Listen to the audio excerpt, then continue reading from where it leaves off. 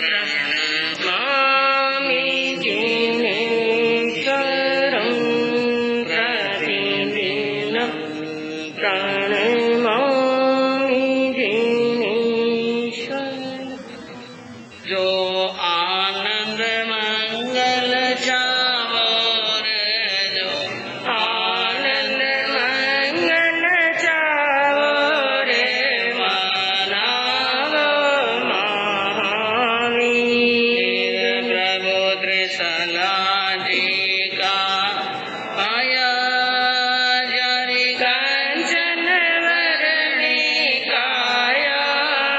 प्रभु त्रिशला जी का जाया जरि कंचन वरणी काया। जरे जरे शीश झुकावो रे, जरे जरे शीश झुकावो रे, मनावो महावीर। जो आनंद मंगल चावो रे, जो घर घर मंगल चावो रे, मनावो महावीर। प्रभु जी री मीठी वाणी है अनंत सुखारी दाणी। प्रभु जी री मीठी वाणी है अनंत सुखारी दानी। दार दार तीर जावो रे, दार दार तीर जावो रे, मनावो महावीर। जो आनंद मंगल रे, जो गरुड़ मंगल चावो रे, मनावो महावीर। सर्वज्ञ सर्वदर्शी चरम तीर्थंकर अहिंसा के अवतार विश्व वंदनीय शासनपति श्रवण भगवान वर्तमान महावीर के पावन चरणों में कोटि कोटि वंदन। हृदय की अनंत अनंत आस्था के केंद्र, संयम धन के दाता, संसार सागर से तिरने का सन्मार्ग बताने वाले पूज्य गुरु भगवान श्रवण सूर्य दिव्य विभूति 1008 श्री मुरदर के श्री मिश्रीमल जी महाराज साहब के पावन चरणों में कोटि कोटि वंदन। अहिंसा दिवाकर लोकमान्य संत शेरे राजस्थान वरिष्ठ प्रवर्तक पूज्य गुरुदेव श्री रूपचंद जी महाराज साहब के पावन चरणों में कोटि कोटि वंदन। मरुद्रा भूषण संत शिरोमणि पूज्य प्रवर्तक गुरुदेव श्री सुकंदमणि जी महाराज साहब के पावन चरणों में कोटि कोटि वंदन। साधना की प्रतिमूर्ति, सद्गुणों की उपासिका, सरल मना, शांत दांत गंभीरा गुरुवरिया महासती श्री सज्जन कंवर जी महाराज साहब के पावन चरणों में कोटि कोटि वंदन। धर्म प्रेमी बंधुओं, शीलवती माता बहनों, सर्वज्ञ भगवान महावीर ने अपनी देशना में भव्य आत्माओं को उपदेश देते हुए फरमाया कि अपमत्तस्य भयम नत्थि। जो जीव अप्रमत्त हैं, अप्रमत्त यानी जो प्रमाद से रहित हैं, जो जीव प्रमाद नहीं कर रहा है, उस जीव को किसी प्रकार का कोई भय नहीं है। संसार में उसको कोई भय नहीं है। और यह वाक्य सिर्फ भगवान महावीर ने कहने के लिए नहीं कहा है, इसके अंदर प्रभु महावीर की साधना का बहुत बड़ा रहस्य है। भगवान ने अपने जीवन के अंदर आध्यात्म की प्रयोगशाला में अनुसंधान किया और प्रमाद को एक बहुत बड़ा शत्रु बताया। और यूं समझे हम, हमारी जीव आत्मा संसार के अंदर अनादि काल से भटक रही है। इसका कोई मूल कारण है तो है प्रमाद। क्या है? हाँ, और ये प्रमाद के ऊपर भगवान ने इस मूल सूत्र उत्तराध्ययन क्योंकि 4 प्रकार के जो मूल सूत्र बताए, 32 आगमों में 4 सूत्र मूल सूत्र, जिसमें उत्तराध्ययन जी का क्या आता है, नाम आता है कि उत्तराध्ययन मूल सूत्र। इन मूल सूत्र के अंदर आप आगे आगे जो जो अध्ययन श्रवण करेंगे और उनका एक एक का जब अर्थ आप जानेंगे तो बार बार भगवान ने प्रमाद से रहित होने का उपदेश दिया। प्रभु ने बार बार उपदेश दिया, क्योंकि भगवान ने 12 वर्षों तक यानी अपने जीवन के अंदर अप्रमत्त अवस्था में रहे, हमेशा जागते रहे। क्या रहे? जागते रहे। भगवान ने 12 वर्षों के अंदर शायद 2 घड़ी क्या ली थी नींद, बाकी तो भगवान क्या रहे, जागते रहे और भय से रहित। हम जैसे संसार के साधारण प्राणी रात के अंधेरे में रस्सी को देखकर सांप का भ्रम पाल देते हैं और भयभीत हो जाते हैं, कांपने लगते हैं कि सांप पड़ा है सामने, नजदीक जाने में क्या लगता है। लेकिन महावीर दिन के उजाले में भी भयंकर और एकदम विषधर नाग की बांबी पर जाकर के ध्यान में खड़े हो गए। लोगों ने मना किया। जब वो उत्तर वाचाला की तरफ यार कर रहे थे और जा रहे थे तो दक्षिण वाचाला उत्तर वाचाला उनके बीच में से होकर भगवान निकल रहे थे। लोगों ने कहा मत जाइए, क्योंकि इसके अंदर एक बहुत बड़ा भयंकर विषधर नाग है जो सिर्फ मात्र फूंक मारता है, जिससे वनस्पति जल जाती है, लोगों के प्राण सूख जाते हैं और मनुष्य चक्कर खाकर नीचे पड़ जाता है। ऐसे स्थान पर मत जाइए। लेकिन जहाँ अत्यधिक ज्यादा भय होता था वैसे स्थान में कौन जाते थे? महावीर, क्योंकि वो निर्भय है, वो अप्रमत्त है, उनको किसी प्रकार का भय नहीं। पशु पक्षी भी उस दिशा में जाने से डरते। जो आकाश में उड़ने वाले पक्षी भी चंडकोशिक जहाँ रह रहा था उस आकाश के ऊपर से होते हुए भी उड़ने के लिए उड़ान नहीं भरते थे, इतने भयभीत होते थे। ऐसे स्थान के अंदर महावीर पहुँच गए। और एक और उदाहरण आता है तथागत बुद्ध का, कि खूंखार अंगुलीमाल जैसा डाकू था और वो अंगुलीमाल डाकू किसी को भी जिंदा नहीं छोड़ता। और एक बार उन डाकू को उपदेश देने के लिए पहुंच गए तथागत बुद्ध विजन पथ पर, जहाँ पर कोई मनुष्य, जहाँ पर खूंखार डाकू राक्षस ऐसे जीव रहते हो तो मरने के लिए कौन जाए? मौत का सामना कौन कर सकता है? कोई मनुष्य उधर नहीं जाता है, लेकिन जो अप्रमत्त होता है वो चला जाता है। अर्जुन माली का वर्णन सुना, अर्जुन माली का वर्णन सुना कि रोज 7 जीवों की घात करता। गांव के लोग नगर से बाहर जाने के लिए डरते, लेकिन सुदर्शन सेठ ने क्या कहा? नहीं, भगवान आए हैं और मैं भगवान के दर्शन करने के लिए जाऊंगा। माता पिता ने कहा भगवान आपके मन की भावना को जानते हैं कि सुदर्शन सेठ दर्शन करना चाहता है, भगवान के चरण में आना चाहता है, लेकिन कोई कारण है इसलिए नहीं आ रहे हैं, इसलिए तुम यहीं से वंदन कर लो। लेकिन उन्होंने क्या कहा? क्योंकि भगवान तो ज्ञान से देख रहे हैं, लेकिन उन्होंने कहा कि प्रभु देखे मैं नहीं देखूं, ये दुविधा है भारी। भगवान तो देख रहे हैं लेकिन मैं भगवान को नहीं देख रहा हूँ, ये बीच में दुविधा है, इसलिए मैं तो भगवान के दर्शन करने के लिए जाऊंगा। और प्रभु दर्शन के लिए जाते हुए अगर प्राण निकल जाए तो परवाह किसको? मिश्री खाते दांत पड़ जाए तो परवाह नहीं करनी, क्या नहीं करनी? मिश्री खाते लेकिन खाना मत। अगर दांत हिलता हो तो, कि बाबूजी ने कहा कि मिश्री खाते दांत पड़े तो पड़ने दो, नहीं ऐसा मत करना।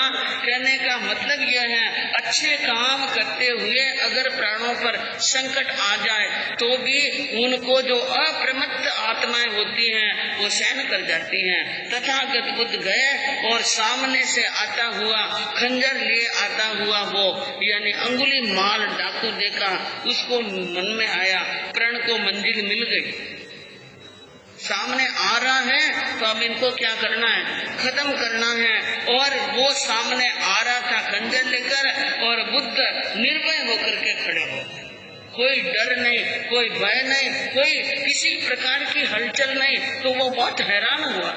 बाकी लोगों को मैं मारता हूँ ना, बाकी लोगों को मारता हूँ तो वे बड़े भयभीत होते हैं, दौड़ते हैं, भागते हैं, छूटने का प्रयास करते हैं, और ये कैसे खड़ा है, सामने खड़ा है। लेकिन कोई बात नहीं, भगवान बुद्ध के सामने आया और कहा मैं तुम्हें मारूंगा।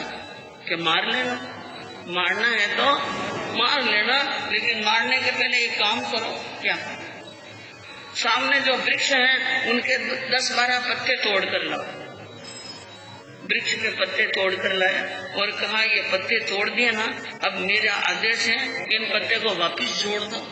उसने कहा ये थोड़ी हो सकता है, पत्ते टूटने के बाद में जुड़ते नहीं है। कि तेरे अंदर ताकत नहीं है, कि मेरे अंदर वो ताकत नहीं है, कि तेरे अंदर वो ताकत नहीं है कि तोड़ने के बाद में नहीं जोड़ सकता है। तो अधिकार किसने दिया तुम्हें तोड़ने का? अगर किसी व्यक्ति को तुम प्राणों से रहित कर सकते हो, मैं कहूँ उनमें वापिस प्राण डालो, तो डाल सकते हो? नहीं। जो काम तुम नहीं कर सकते हो, तेरे अंदर वो ताकत नहीं है, तो तुम्हें तोड़ने का और मारने का अधिकार किसने दे दिया? सोचो इस बात के ऊपर। और बंधुओं, कहते हैं जब कोई महापुरुष सत्पुरुष सामने खड़े हो और उनका एक लाइन का भी उपदेश मिल जाए ना, तो आत्मा में बड़ा परिवर्तन होता है। उनका प्रमाद खंडित हुआ, अंगुलीमाल का प्रमाद खंडित हुआ, और उन्होंने शीघ्र ही प्रमाद खंडित होते ही अंगुलीमाल रोने लगा। और इतना रोना आया कि तथागत बुद्ध के चरणों में गिर गया। और कहते हैं कि तथागत बुद्ध का वो शिष्य भी बन जाता है, उपदेश को ग्रहण करता है। कहने का मतलब डरता वो है जो व्यक्ति प्रमादी है। एक राजा को बहुत डर लगता था, एक किला बनाया, ऐसा किला बनाओ कि जिसके अंदर एक ही दरवाजा हो। क्या हो? एक ही दरवाजा हो, और मैं उस किले में रहूं तो शत्रु आने का नाम नहीं, शत्रु आ नहीं सकता। किला बन गया और एक ही छोटा सा दरवाजा रखा, जैसे आप घर में कमरे का दरवाजा रखते हैं। बहुत खुश हुआ कि अब मुझे मारने वाला कोई नहीं। एक दिन उनका ही एक दोस्त, यानी जो मित्र, जो साधु बन गया था, वो आया और कहा महाराज की साधा पूछी, कैसे हो? ठीक हूँ, बहुत सुरक्षित हूँ, अब मुझे कोई भय नाम की बात नहीं है, मैं बहुत निर्भय हूँ, क्योंकि मैंने ऐसा किला बनाया कि उनके आने के रास्ते ही नहीं। ने कहा रास्ता नहीं रखा, एक रास्ता तो खुला है ना, अगर उस एक रास्ते से शत्रु आ गया तो तुम कहाँ भागोगे? क्योंकि पूरे कोर्ट के बाकी तो कोई रास्ता बना ही नहीं, एक ही रास्ता। कल्पना करो, एक ही रास्ता है और उस रास्ते से सामने से शत्रु आ गया तो तुम अपने बचाव के लिए भागोगे कहाँ थे? इसलिए ऐसा करो, अपने मंत्रियों को कहो जब मैं किले के अंदर हूँ तुम इस दरवाजे को भी क्या कर लो, बंद कर लो अच्छी तरह से, और चूना सीमेंट लगा करके बंद कर लो कि कोई आ नहीं सके। फिर तुम्हारी बन जाएगी कब्र, और कब्र बनने के बाद में कोई डर नहीं, क्योंकि डर भीतर होता है, बाहर से नहीं होता है। मनुष्य के अंदर जब तक प्रमाद रहता है तब तक भय रहता है। भगवान ने कहा कि जैसे सूखे काष्ठ पर फेंकी हुई अग्नि सारे काष्ठ को जला करके क्या कर लेती है, राख, इसी प्रकार अप्रमत्त दशा की जो साधना होती है संपूर्ण कर्मों को जला करके क्या करती है, राख कर देती हैं। सूत्र कृतांग सूत्र में बताया कि पम्माय कम्म महंसु और अपम्माय तहावर। प्रमाद आश्रम का द्वार है और अप्रमाद संबर का द्वार है। प्रमाद से कर्मों का आवागमन होता है और अप्रमत्त दशा से प्राण यानी कर्म चले जाते हैं। और इस दशा के अंदर कहते हैं कि साधना, ये साधना तलवार के धार पर चलने के समान है। थोड़ी सी सावधानी हटी और तलवार से बैर कट जाता है।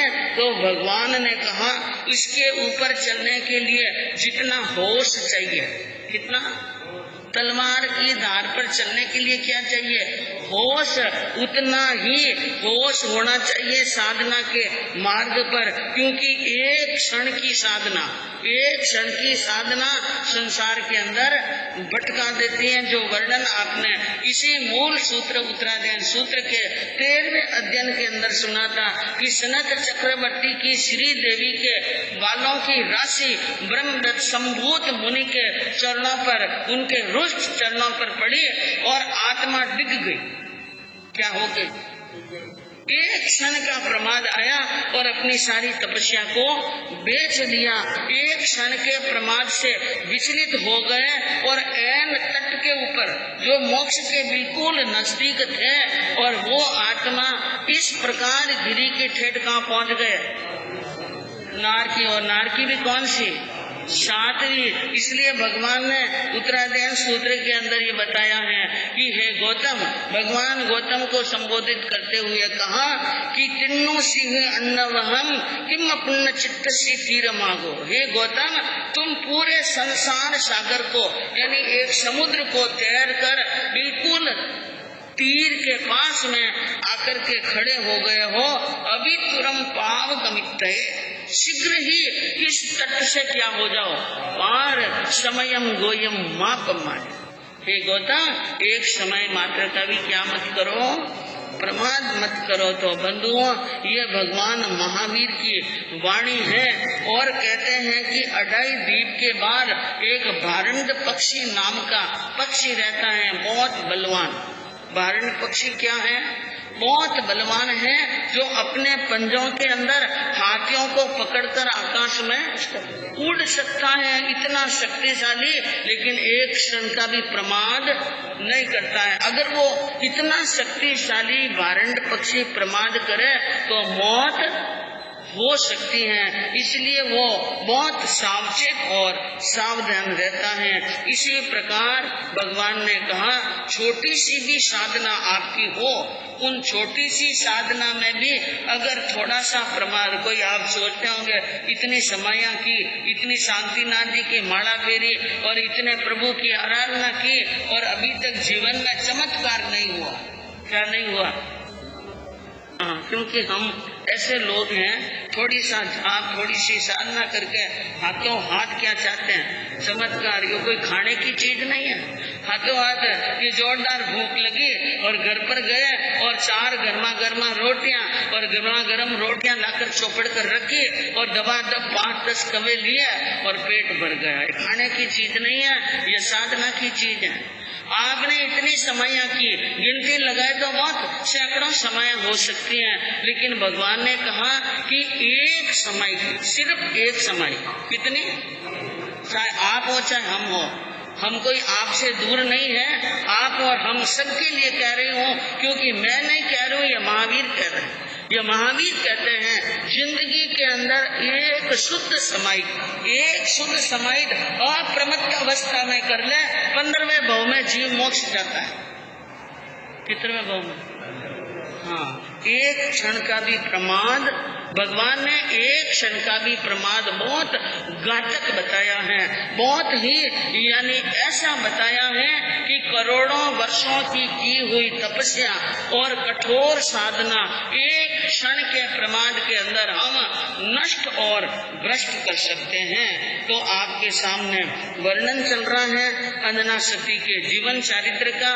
2 दिन तक और सुन लीजिए, फिर 9 दिन तक ये क्या हो जाएगा, हाँ, श्रीपाल चारित्र सुनेंगे, उनमें भी बहुत आनंद आएगा आपको। तो आप वर्णन सुन रहे हैं कि माता जी के पिताजी के घर पर होकर अंजना आ गई और वहाँ कोई उनको रेस्पॉन्स नहीं मिला, कोई ने साता नहीं पूछे, कोई ने उनको यानी पानी नहीं पिलाया।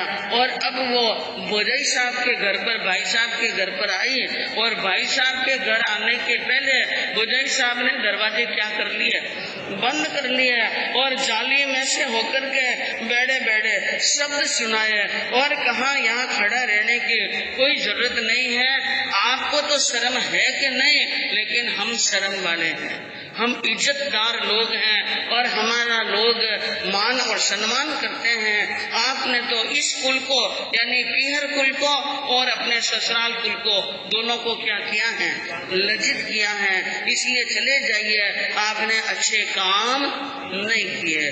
लखी सकी रीत और उठी उर में जाल, पीस दांत और रीसना बोलियो तत्काल। सखी लखी यह रीत, सखी ने बसंत माला ने देखा, माँ ने धुतकारा, पिता ने धुतकारा, लेकिन यह भुजई जो जिसको पराई जाई कहते हैं, उनको भी बोलने का बहुत अधिकार आ गया है। क्या बोल रही है और उनके बोल सुनकर हृदय के अंदर जाड़ो जाड़, एक तो व्यक्ति सत्य पर चल रहा हो और एक व्यक्ति दुविधा में हो और भूख हो, प्यास हो, अपमान, और उनके साथ में अपने खास व्यक्ति ही अगर ऐसे शब्द बोले तो क्रोध भी आ जाता है। पीस दांत और रीसला, दांत पीस कर गुस्से में आकर अपनी सखी से कहने लगी, ये क्या बोल रही हैं तुम्हारी भाभी, जिनको बोलने का कोई भी ध्यान। अंजना ने कहा बोलने दे, जो बोल रहे हैं उनको बोलने थे।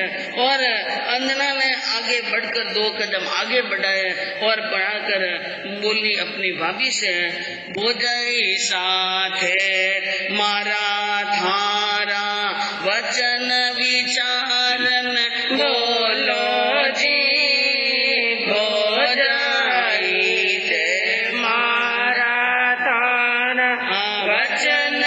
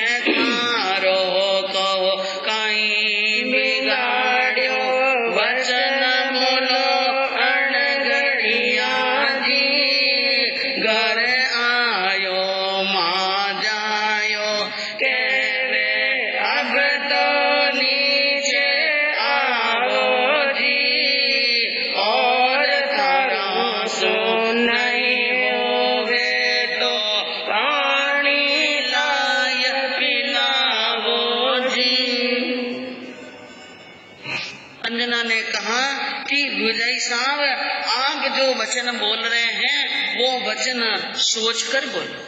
आप भी एक राजकुल में जन्म ली हुई राजपुत्री और एक राजघराने की पुत्र वधू हैं, और मैं भी एक राजपुत्री हूँ और मैं भी राजघराने की पुत्र वधू हूँ। कुछ वचन बोलने के पहले सोच करके बोलना चाहिए। और आपने जो बात अपना परिचय दिया अपना और जो शब्द बोले हैं वो ठीक नहीं है।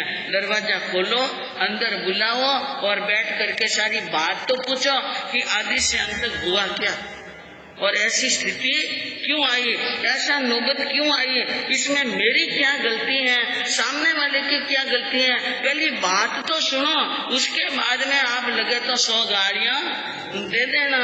और मैं इनके अलावा मैंने तो और तो आपका कुछ बिगाड़ा नहीं। और आप ऐसे शब्द बोल रहे हैं और ये शब्द आपको बहुत महंगे पड़ सकते हैं। घर आयो माँ जायो कह रहे, दुनिया में रीत है कि घर आया और माँ जाया, चोर हो, उच्च का हो, कैसा भी शत्रु ही क्यों न हो, वो भी घर आया माँ जाया जैसा व्यवहार करना हमारी भारतीय संस्कृति है।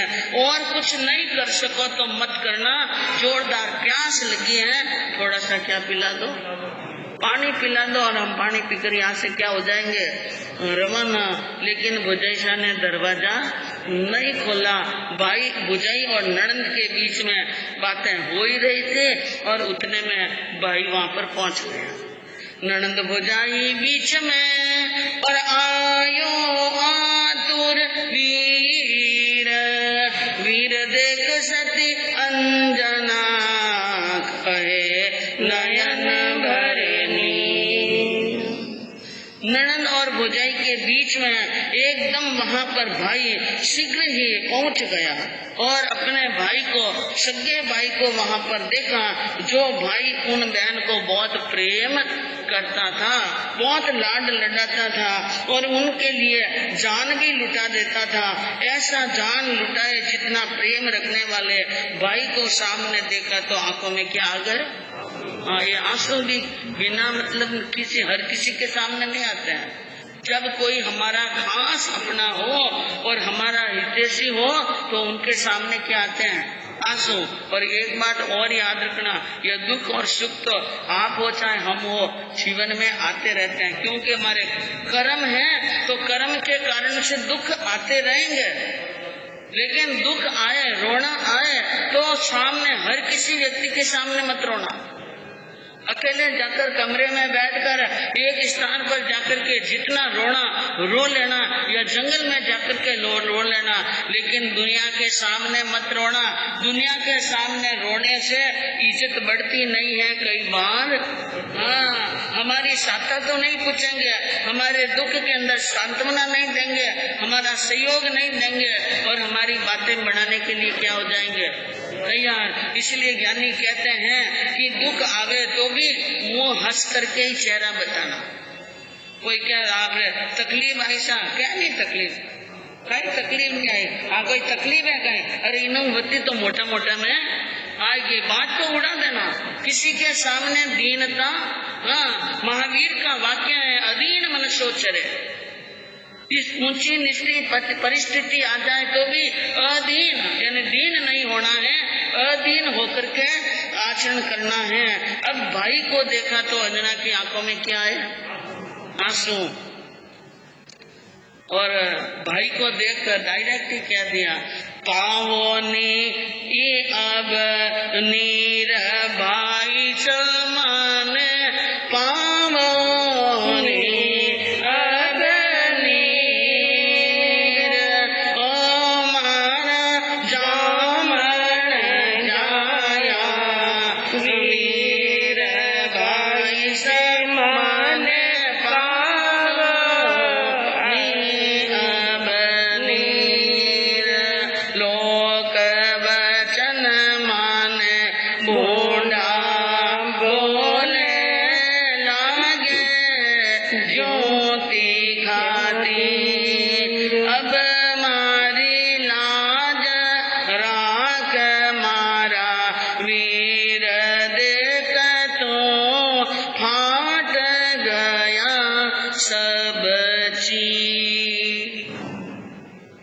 भाई को सामने देखकर अंजना दिलगीर हो गई और रोने लगी और सोचने लगी, ये भाई है, ये मेरा क्या है, भाई है और भाई मेरी पीड़ा को अवश्य समझेगा।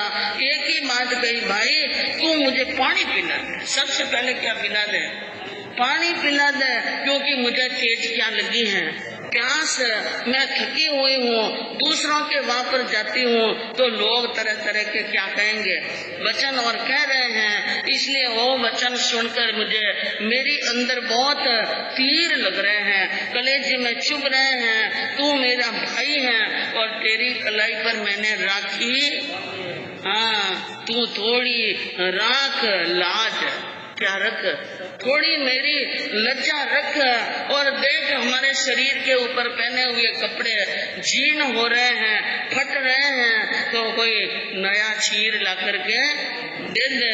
दुख की राजी आदि हो गई जाय कलेजो चीर प्यासी दासी और मरु में सूखा नैना सुनी। कहा भाई मैं बहुत दुखी हो गई हूँ और दुख के कारण से मैं यानी शरीर दुर्बल हो गया है, कलेजा चीरा जा रहा है। मैं भी प्यासी हूँ और मेरी दासी भी क्या है, दोनों प्यासे हैं। और प्यास के मारे यूं लगता है कि अब तो इस शरीर के अंदर पानी की क्या हो गई है, कमी हो गई है। और रोते हैं तो जल्दी आंसू भी नहीं आते हैं, इसलिए पानी पीना। बहन की बात सुनी भाई ने कि बहन पानी पानी तरस रही है, पानी पानी कर रही है, लेकिन पानी पिलाए कैसे। उनके सामने भी एक समस्या है, भाई के सामने क्या है, समस्या, और बहुत बड़ी समस्या है। उनने भाई ने कहा आपकी बात बहन मैंने सारी बात सुन ली और मैं समझ रहा हूँ, लेकिन एक बात मेरी भी आप, हाँ, अरे बहन की नीर पिलाओ, बहन की नीर पिलाओ, मन कर दीन है मनाई भाई, हिम कर बोलो रे, दया मन थारी आवे,